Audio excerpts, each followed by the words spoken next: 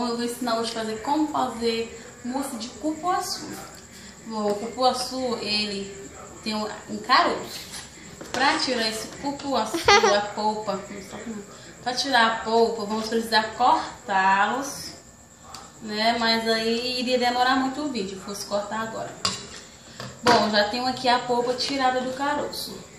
Então, também precisamos de um recipiente para colocá-lo, uma lata de leite condensado, gelatina sem sabor e um creme de leite. Vamos aqui ao modo de preparo. Primeiro você coloca a polpa.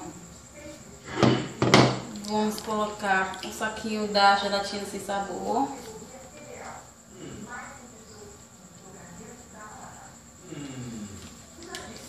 Vamos colocar uma lata de leite condensado. Creme de leite.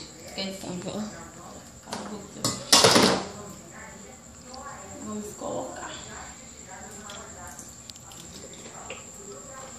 uma caixa todinha para poder ficar assim mais cremoso.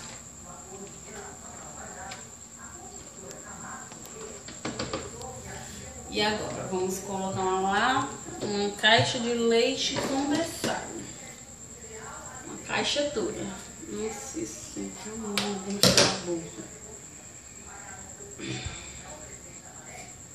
uma lata de leite condensado.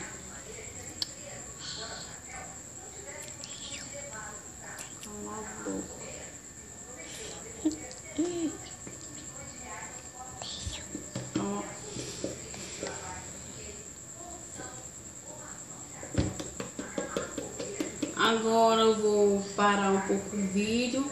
Quando eu voltar, eu vou voltar com o mousse pronto, que agora vamos só bater bastante ele no liquidificador. Já. Bom, já batemos tudo. Parei. Tá? Bom, nós já batemos já a polpa com tudo misturado. Agora é só colocar no recipiente onde você vai querer.